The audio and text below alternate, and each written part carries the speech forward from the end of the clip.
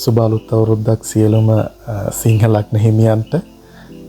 එතකොට අපි 2026 වර්ෂයේ සිංහ ලග්න හිමි ඔබට ලැබෙන පලාපල සම්බන්ධව කතා කරන්න තමයි සූදානම් වෙන්නේ. එතකොට සාමාන්‍ය ස්වරූපයෙන් සිංහ ලග්න හිමියන් කියන්නේ දැඩි නායකත්වයට රුචියක් දක්වන, ගෞරවයට රුචියක් දක්වන, ආත්ම විශ්වාසයත් එක්ක ප්‍රසිද්ධ වෙන්න කැමති ලග්නයක් තමයි රවිගේ ලග්නාධිපතිත්වයත් එක්ක කියන සිංහ ලග්නය.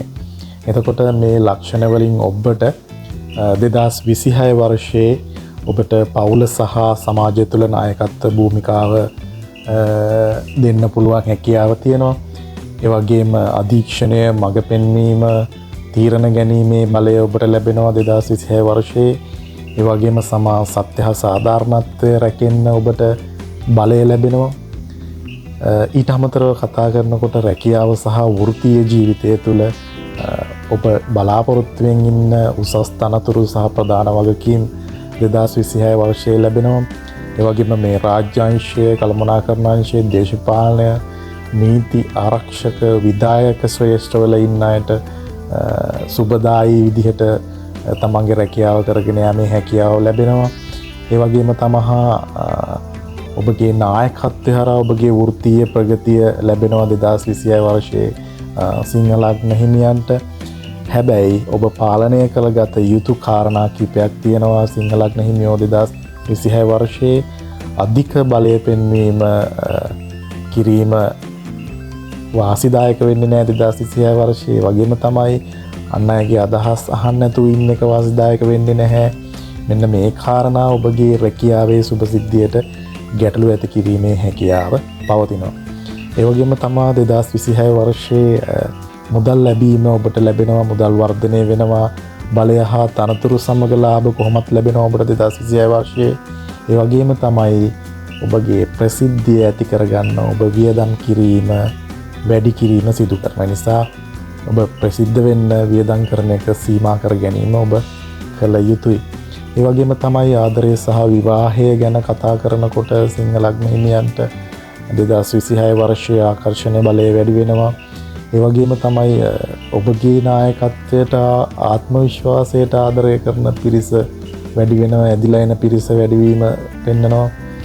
ඒ වගේම තමයි ඔබ ආදරයේදී ආත්මාර්ථකාමී වීම ගැටලුකාරී තත්ත්වයක් වෙන්න පුළුවන්. ඒ නිසා හැම වෙලේම ආදරයේදී මම කියන පදය නැතුව අපි කියන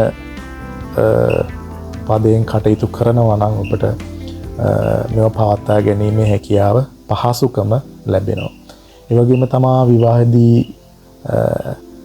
අනෙක් අය සමග කටයුතු කිරීමේදී ගරුත්වය අනිත් අයට ලබා දීමට කටයුතු කිරීම කරන්න ඕන විවාහ ජීවිතයේදී. ඒ වගේම තමයි අනිත් අය බලෙන් පාලනය කරගන්න නැතුව ඒ අය කටයුතු කරනකොට සහයෝගයෙන් කටයුතු කිරීම, තමන්ගේ සහකරු හෝ සහකාරී සමග සහයෝගයෙන් කටයුතු කිරීම අනිවාර්යෙන් සිංහ ලග්න හිමියන්ට විවාහ ජීවිතයේදී ඒ ආකාරයට කටයුතු කිරීම කරන්නම වෙනවා 2026 වර්ෂයේ. ඒ නිසා විවාහ කටයුතු වලදී ඉතාම කල්පනාකාරීව තමන්ගේ ආවේනික ලක්ෂණ වෙන නායකත්ව ගුණ, ඊට පස්සේ ගෞරවය ලබා ගැනීම, ඒ වගේ කාරණා විවාහ ජීවිතයේදී බලාපොරොත්තු නොවී මධ්‍යස්ථව කටයුතු කිරීම ඉතාම යහපත් වෙනවා. 2026 වර්ෂයේ අවසානයේ යම් පරිවර්තන කීපයක් කිව්වොත් ඔබ ලග්න හිමියන්ට, සිංහ ලග්න හිමියන්ට ලැබෙන මම වෙනුවට අපි යන හැඟීමෙන් කටයුතු කරන්න ඕන කියන පණිවිඩය ඔබට ඔබ විසින්ම ලබා දෙනවා.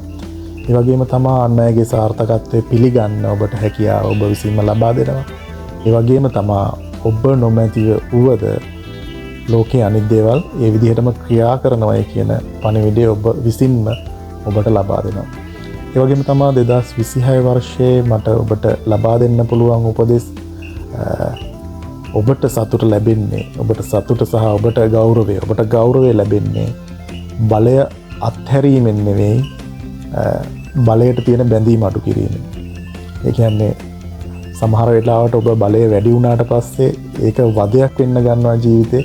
සමහර ගොඩක් බලය වැඩි වුණාට පස්සේ එන පීඩනය දරා ගන්න බැරුව බලය අත්හැරීම කියන මට්ටමට කටයුතු කරන නිසා ඔබ බලය අත්හැරීම නෙවෙයි වෙන්නේ බලයට තියෙන බැඳීම අඩු කිරීම තමයි කරන්න ඕන මේ 2026 වර්ෂයේ ඔබට ලැබෙන ඔබට ලබා දෙන්න පුළුවන් උපදේශයක් විදියට. ඒ වගේම තමයි ආදරය කියන්නේ ආධිපත්‍ය කියන එක අඟවන්න ආධිපත්‍ය කියන එක නෙවෙයි ආදරය කියන්නේ ගෞරවය කියන එක ඔබ මතක තබා ගැනීම කළ යුතුයි 2026 වර්ෂයේ.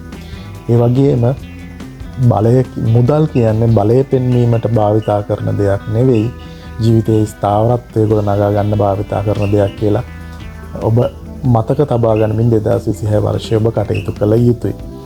ඒ වගේම තමයි 2026 වර්ෂයේ සිංහ ලග්න හිමි ඔබට සමස්තයක් විදිහට මට කියන්න තියෙන 2026 වර්ෂය ගෞරවයෙන් නායකත්වය පෙන්විය යුතු වසරක්. ඒ කියන්නේ ඔබ ගෞරවයෙන් යුතුව අනෙක් අයට නායකත්වය පෙන්වන්න ඕන වසරක් තමයි 2026 වර්ෂය සිංහ ලග්න හිමි ඔබට.